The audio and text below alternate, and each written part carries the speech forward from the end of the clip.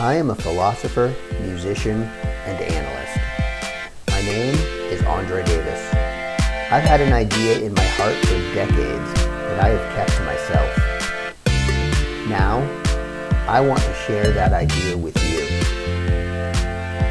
It's no mystery that as humans, we thrive when cooperation is at the forefront of our efforts.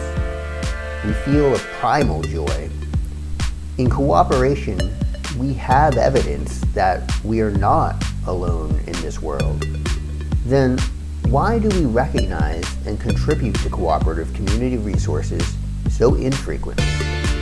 Why doesn't this positivity and enthusiasm for positive social engagement remain a priority? Let's answer those questions together. What will it take to empower our communities?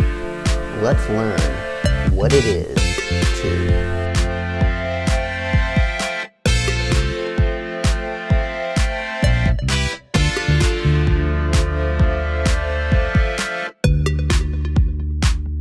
Hello, and thanks for watching again. Like and subscribe. The first couple videos we went over defining your customer with the customer profile worksheet, and then parsing out that customer profile worksheet to get basically points about your business and messaging to reach out and market whatever it is you're offering is. So we went over parsing all that out and organizing it so you have something usable in your marketing material. And then we've gone on to getting the aesthetics of your marketing material, so your color scheme and how you want to market, how you want to present, what colors you're going to use to keep it consistent. And then we talked about moving into the program that you're going to use. In my case, I'm using InDesign, but there are plenty of programs to use and design your marketing material with if you're going this route. But the point being, you want to choose whatever tool it is that's going to work for you, and then you want to learn about it if you don't know about it. If you already know about the tool, then and know how to use it, then you're a step ahead. But if you don't, like me, and are just jumping into it and don't have another way to take care of it in the short term for now, you'll want to learn how to do it. So the last video we talked about learning from what they have to offer you. So Adobe offers tutorials right within the products. So I did some reading there and learned what I could directly from the source. And then now we'll just talk about exploring outside. I like to learn by watching YouTube videos. So that's what this video is. So just basically goes over where you might learn about things. I learned about InDesign mostly through YouTube videos, tutorials that I watch. So enjoy. So I did some more research, reading, video watching to learn more about InDesign. That's where I'm going to go with to design the pamphlets, the mailings that I'm going to go out. And I think rather than do pamphlets in your typical folding fashion, I'm going to just do postcards. So I was in getting everything prepared, first of all, in looking this stuff and learning how to do it.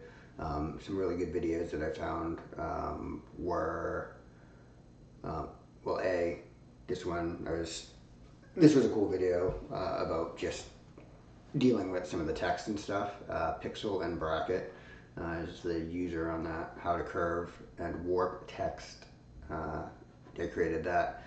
But as far as InDesign went and learning it, this one was a great video, how to create a postcard mailer in Adobe InDesign CC 2020. Very straightforward Nancy Miller illustration. The one I think I like the most, though,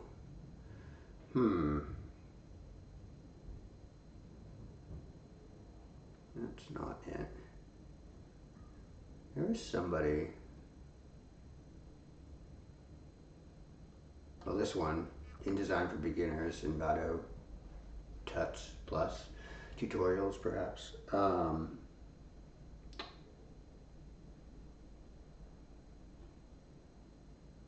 And she did a really good job with it. No? Maybe it was on a different account. I'm gonna look it up. Where did I see that? Anyway, I'm not gonna worry about that right now. So yeah, so that some good videos to watch.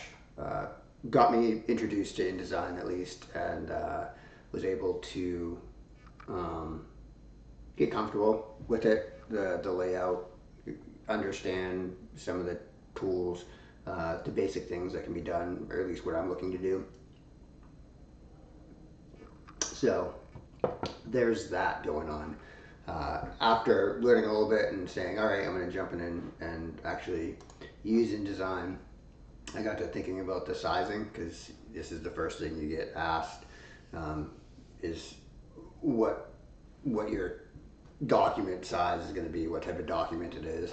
I'm doing a print document, and I was trying to figure out, well, all right, if I'm going to do this postcard, what would it be? And then you can set your presets there, set your settings up manually. So at this point, I know that I want to do, I think it was a 6x9 inch, and I can set that up. But just to give you a quick rundown, if you're going through this and wanting to research it all for yourself, I looked up the templates, just a business mailer in Adobe stock. In InDesign, it actually prompts you, down here. You can search, and then it'll open up in Adobe stock over here.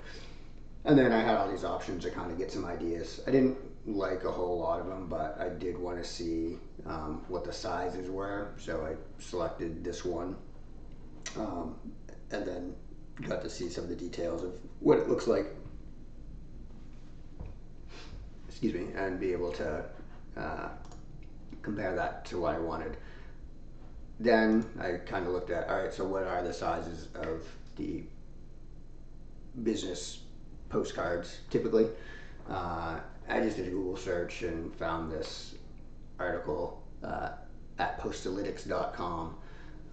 But this, lays it out, tells you everything you'd want to know about postcards from the post office. These are standard postcard sizes, and then there are the jumbo postcard sizes. I want to do a larger one, so I'm going with 6x9 inches. I don't want it to be huge, but I just wanted to be a little bit larger to maybe stand out amongst other mailings, but we'll see what happens. And then I wanted to point out that I'm not very, registering things depth-wise, size is difficult for me to think about it. So I definitely like to see what the size differences are. So I found, I just show me postcard size comparisons in Google. Looked at and selected the images, and I found this from Jukebox Print, and has a good, there it is, a good image of, can I make that bigger? No. To compare the different sizes. So I said I wanted to have a 6x9, which isn't on here, but you've got this ruler down here. You can kind of gauge. This is 8.5 by 5.5, so 6x9 is just going to be a little bit bigger than this. Half an inch. Is that half an inch here? 1, 2, 3, 4, 5, 6, 7, 8. I don't know. In any case, just gives me an idea of where my sizes want to be in comparison to others. So if this is your standard 4.25 by 2.75 about, then this would stand out a little bit more than that, for example. So that's what I basically came down to, and figuring out how to use InDesign, Adobe InDesign, and whatever tool you plan on using. I was talking to somebody about using Canva, which is a nice tool too. And I think that's what it was. The woman that and it was on a different account, which is why. Let's see. No,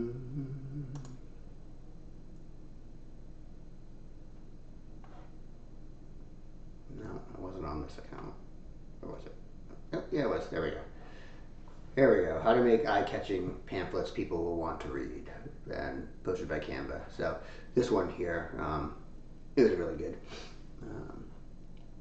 Probably my favorite of it, because she goes through using Canva, the whole thing, and you really get to see it laid out and the tools that she's using with it. So highly recommend that one as well.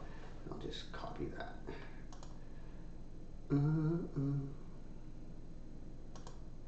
So I'll put it with my other account. So that's all.